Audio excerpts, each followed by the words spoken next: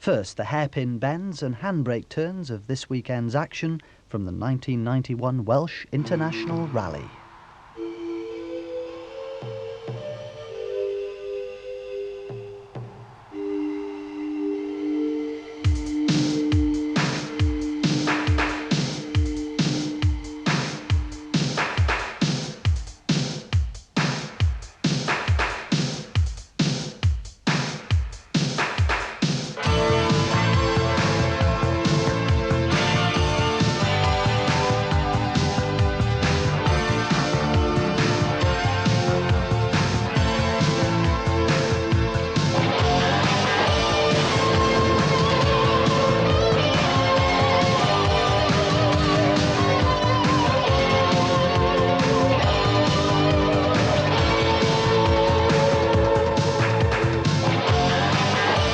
Hopefully we can do the same as we've done in the first two rounds, but I think it's going to be a bit more difficult this time. We've got Gwyndaff, Evans, Russell Brooks and also Lee's Aiken Walker out, all in fours. We lost out to Colin McRae on the first round of the championship when the bonnet blew up on the stage and smashed the windscreen, so we finished second, and I'd like to redress that. There's going to be a lot of people out there that's going to really go for it, and we'll have to do the same. Brechwa. Brechwa. Oh, it's difficult. No, I stick to Swedish. I think that's easier. Or Scottish, that's better.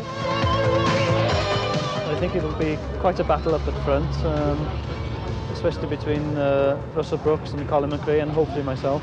We only knew we were doing it last week, so things have been a little bit rushed, but that doesn't deter from the effort we put into it and the aims we want to aim for. McRae, Brooks and Gwyndaff, they ought to be on record streets ahead of everybody. But there again, everybody gets his good day, anything would happen. We've just put fuel injection on, so it's something new. We haven't had time to test it on a thing. It should be reliable. It's not quite as quick as it was on the carburetors. We'll see how it goes. We should make it up downhill, I think. Good evening and a very warm welcome to you to Rally headquarters here in the City of Swansea Leisure Centre for the third round of the Shell Open Rally Championship. The Fram Welsh International Rally, 450 miles, of which some 180 miles would be contested over the arduous and tortuous forestry stages of Mid and West Wales. First at way would be current championship leader Colin McRae, whose performance in the Subaru Legacy this season has been nothing short of inspirational. Could he make it 3 in a row? But he would have to contend with the irrepressible Russell Brooks in the Ford Sierra Cosworth 4x4, looking for a second Welsh title in 5 years. Or could Gwyndaff Evans, I wonder, make it 3 in a row for Wales following David Llewellyn's success over the last 2 years? Not forgetting, of course, the prospects of the world ladies champion, Louise Aitken Walker. A look at the current championship leaderboard, where we see confirmation of Colin McRae's commanding lead following the first 2 rounds on the Torkland and Circuit of Ireland rallies. However, one notable absentee from the championship this year is reigning champion David Llewellyn, who is contesting World Championship rallies this season. But David has very kindly taken time off this weekend to join our BBC rally commentary team. Well, the Welsh Rally is always a tough event, and a lot of miles packed into the 2 days. And I think that the Open Championship so far has been dominated by Colin McRae. But this weekend, I think he'll have his work cut out with Russell Brooks, Gwyndaff Evans and Louise, all in 4-wheel drive cars, and all there to prove a point. And Russell does go very, very quickly in Wales. I think that he's probably one of the favourites, but I'm sure Gwyndaff will have something to say about that. So I think it's going to be a good event, and it'll be tough, and the winner will deserve it.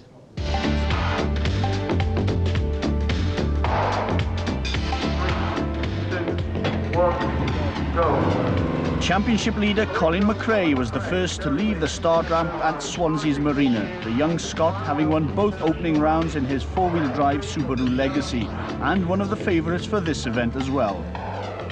Welsh hopes this year resting squarely on the shoulders of Gwyndaff Evans from Dinas Mawddwy and co-driver Howard Davis in the Group A Sapphire Cosworth 4x4. Singleton Park is all tarmac, and I think it's fairly short, about 1.5 miles.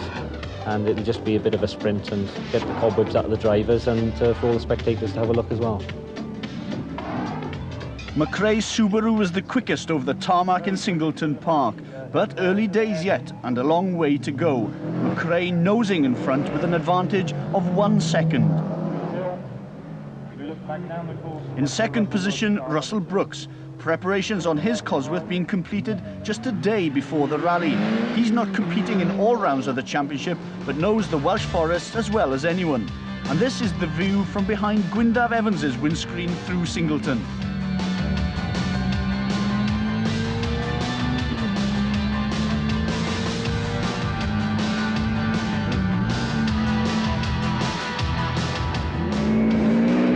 McRae was the first to experience the first stages of the Brechfa complex, Finant, a brand new stage introduced to rallying.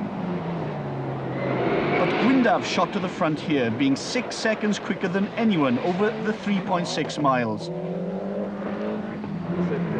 However, Dave Maslin wasn't so fortunate in his Cosworth, lying second in the championship, and his rally came to an end shortly afterwards.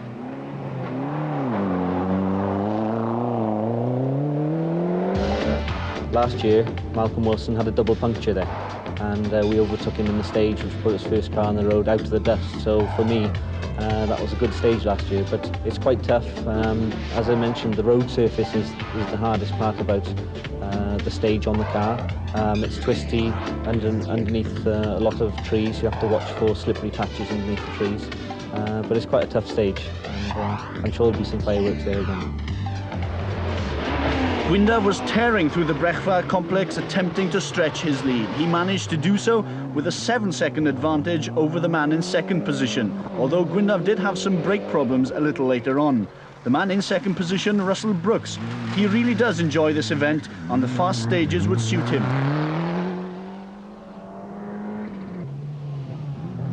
Mark Lovell lost time on the second stage in his Golf. It was to be a rally fraught with disaster for him. Similarly for Peruvian driver Ramon Ferreros in Group N. He was in 6th position after 2 stages, but then went off, flattened his exhaust, and eventually losing it altogether. World Ladies Champion Louise Aitken-Walker was easing through the rally behind the top 3, getting to know the car as the event wore on. And this is the luckless Robbie Head. The Torkland rally had lasted only 50 yards for him. This time he got as far as the 4th stage before the steering broke, and he had to enlist the help of spectators to push him out of trouble.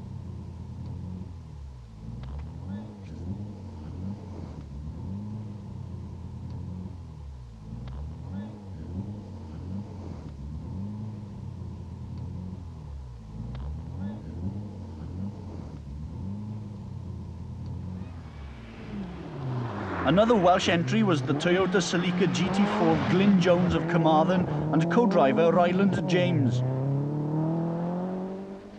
They had one of our cameras along with them, this on the 4th stage at Trowscoed. Caution. To left, immediate slot hairpin right. Oh, f***ing hell, bells. Oh, tell me, John. Sorry. Meanwhile, at the top, Brooks had come back at Gwyndaf. Yes, at the start of the last stage, we were joint leader with the rally with Gwyndaf. I don't know what time Gwyndaf did on that stage, of course. This is exactly what happened to Gwyndaf. Disaster on stage 6 at Cwmaronen. Gwyndaf, how's the rally going? Not so good. The turbocharger's just blown in that last stage, so we've lost a lot of time. That propelled Brooks into the lead on his own, with Gwyndaf losing 3 minutes and down to 3rd position. Brooks with 16 seconds lead over McRae.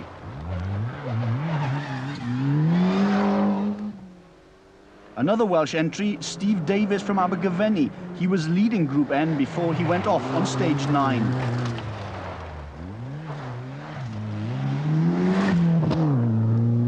Okay. We go in car now with Finnish student Mika Solberg at the start of the 7th stage at Llanafan in his Mitsubishi Galant VR4.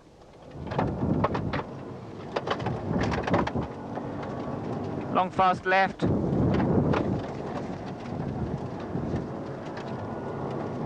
Fast right, tightens up. Tightens here into 90 right.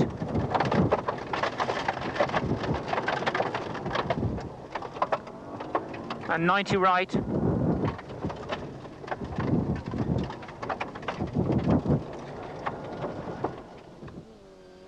leading his class in the diminutive little Nova, Robert Pugh from Llwyn in Gwynedd.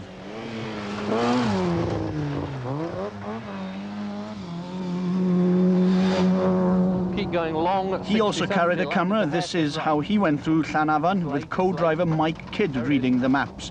No pace notes on the Welsh, remember. Long 10 left. It's very much a driver stage, and Russell Brooks is a driver that always performs very, very well for this stage. And of course the length of the stage, 20-odd mile, I think you will see Russell putting in a storming performance through there to try and beat everybody by a fair margin, like he usually does through there. Havren has proven the downfall of many a good rally driver, but Brooks was breezing through Brechfa, no problems reported. He and Neil Wilson, the co-driver, happy in the lead.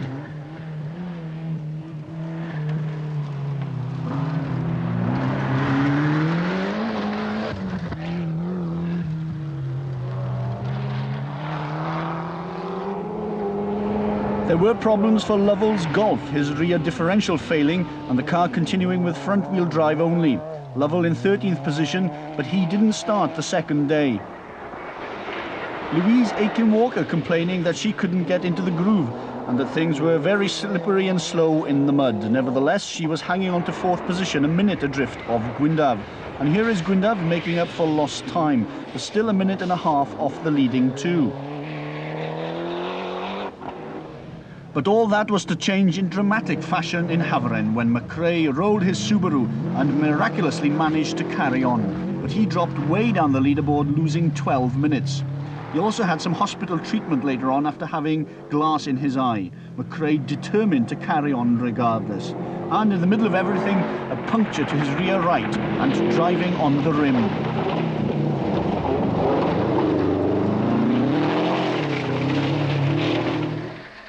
Slide right. And this is what Havren looked like, courtesy of Glyn Jones, pushing his way into 10th position after this stage. Right.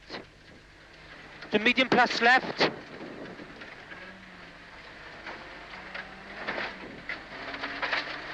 Oh, slide right. Slide right. Slide left. Round door was 90 left. Left, square left.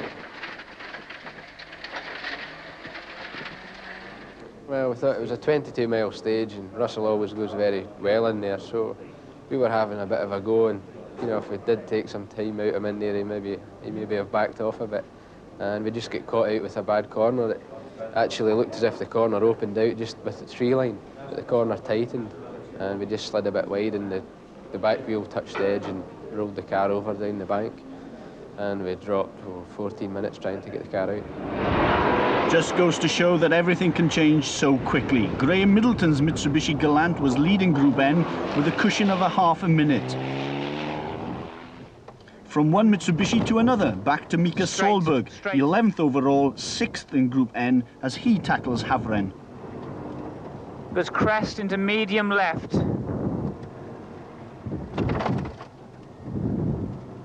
I didn't say which crest. Yeah.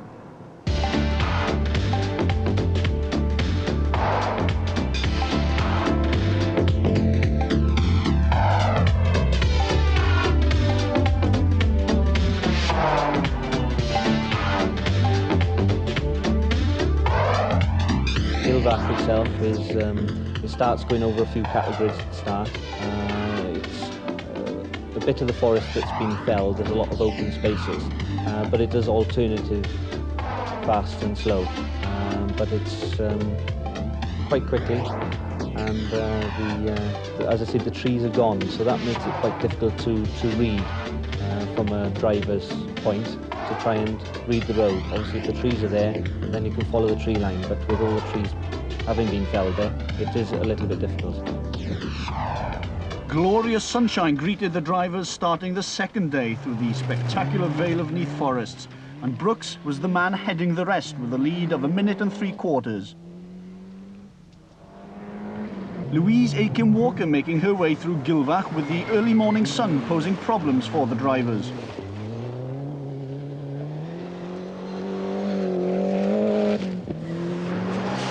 Gwyndaf chasing hard after Brooks, trying desperately to gain time, and succeeding. He managed to claw back 16 seconds on this stage alone. McRae was there and charged, forcing his way back up the field, up to 12th position after this one, but nearly 40 minutes down. Ramon Ferreros got into difficulty. He was delayed when his gear lever came adrift and took a while to get going again.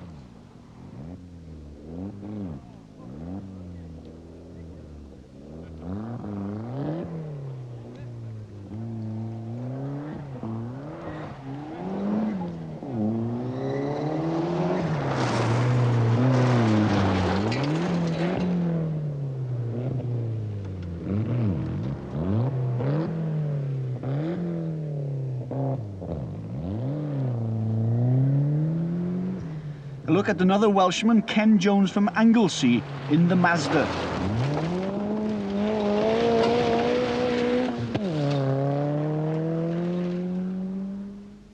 Robert Pugh had been suffering with an oil leak from somewhere, but he was now making inroads into the top 20 and driving the only way he knows how.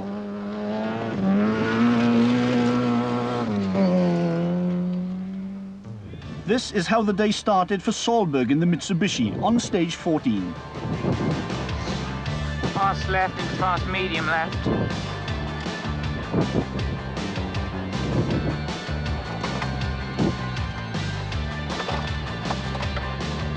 Fast medium left into medium right. Medium right.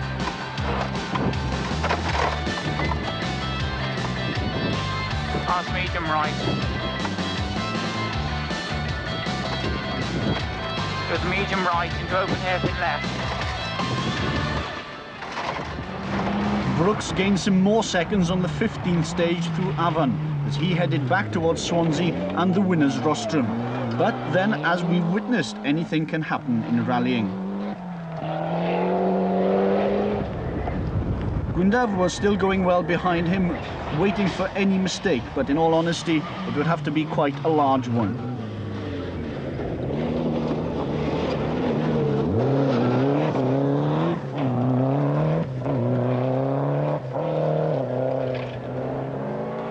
And as if McRae didn't have his fair share of problems, not only did the Subaru look like it had just come out of the breaker's yard, but he suffered another puncture here.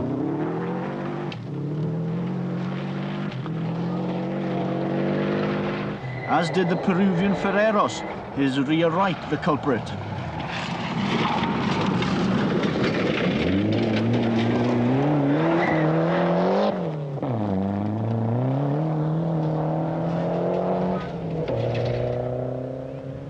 And it was punctures all round as Solberg picked one up as well.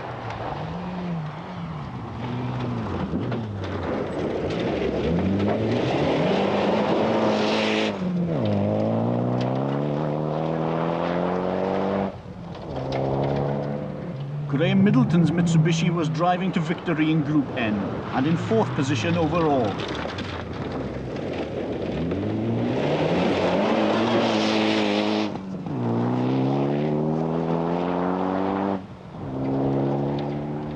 Brooks, the leader, on stage 16 at Garngoch. A classic Welsh Forest stage this, with everything going well for Brooks. The car needing just petrol and tyres during the whole event. For Gwyndaf, a case of consolidating his 2nd position and with plenty of his supporters around the forest. McRae still charging and now approaching the top 10. A marvellous recovery.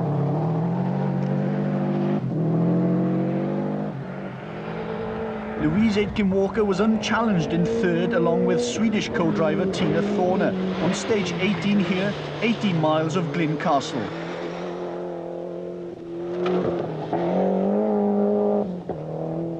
And this, our last look at Colin McRae. He'd driven a brave rally, but it all finished for him, leaving the road at Blaengrach Farm.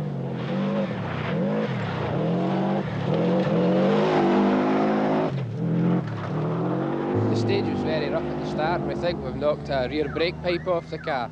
So there was only front brakes in the car, and we got just caught out in a corner, and because there was only front brakes we slid off and it bent the steering in the car. and it made the car virtually undrivable, and it was just on a straight bit of road. When we accelerated, the car dived down the bank. So Did you have any problems with the car before that? No, the car was fine, perfect. And for Gwyndaf, a change of gearbox. It happened in the middle of the last stage. Fourth gear has gone very nicely, so we're basically changing it as a precaution for the last 2 stages. Stage 19, Kriegau, just 2 remaining now, and Brooks with a commanding lead. Nothing could possibly stop him. 1 minute and 20 seconds ahead. And Gwyndaf still chasing, the gearbox fitted and no apparent difficulty. And he'll be happy, I'm sure, for Glyn Jones, who finished the rally in 7th position overall, and Robert Pugh, who came in 17th. And for Gwyndaf's teammate Louise Aitken-Walker, the ladies' world champion, can feel satisfied with her rally.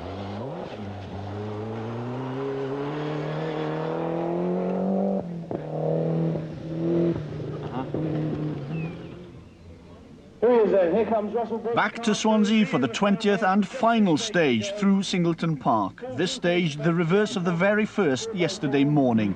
Something of a lap of honour for Russell Brooks and co-driver Neil Wilson. No need to race now, the rally over, bar the shouting. A few punches, off down through the stage, away from our commentary position, lying second. And for Gwyndaf, confirmation of a marvellous second position. He was 3 seconds quicker than Brooks here, but that was academic.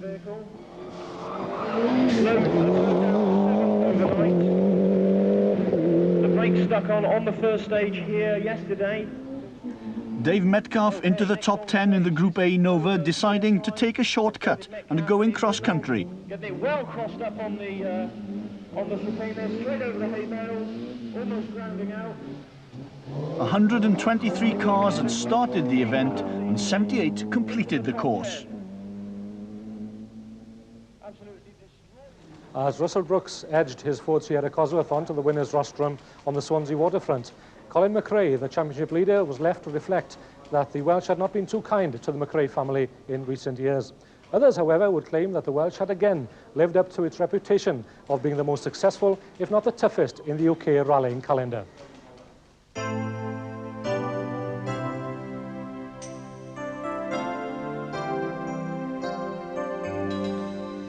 It's been a terrific rally. The stages in Wales have been superb, the best I've ever seen them. And the organisation was very slick, so it was a great event. Thoroughly enjoyed it. It's been a great rally, well organised and everything. The fact that we've been learning to drive the car is a different matter, but I think we've managed. We lost Group N briefly yesterday when we had a puncture, and then we got it back and we sort of was hanging on to it, and they started to eat into us a little bit, and every time we come to a long uphill stage I was thinking, Christ, we've got to go downhill very fast, got all onto this. It's been quite a tough, hard rally, but nevertheless it's been very enjoyable. Unfortunately we had the turbocharger problems yesterday, which cost us 2 minutes and really cost us possibly the rally. I haven't had much luck here. Hopefully next year. I had a problem. I lost a minute and a half on stage 3. It was my fault because I went off the road and lost all that time. So from then on, he was just flat out to the finish, and it's been very nice stages. We saw last night some entertaining footage from the in-car. Is the air always as blue inside the car? Well, it's worse, I'd imagine. You've selected the better bits. It was just misfiring, and it was a big flat spot on low revs. But we managed to cope, and we won the class, so I'm quite happy with that. So there is life in the old dog yet, as they say? No, this one's definitely barking loud and clear. There's plenty of life in it. I think the scenery is really lovely. You mean you had time to look at the scenery? Yes, yes, I tried to read the maps, and this is my first time, and once in a while it's difficult to follow, and then she has to drive on her own. But she can cope? She copes very well, I'm impressed. I really enjoy this. One final question, Tina, for our director back in Cardiff. Could I have your telephone number? Which one? Oh, f***ing hell, bells. Oh, television. Sorry. Rhywbeth o wrth.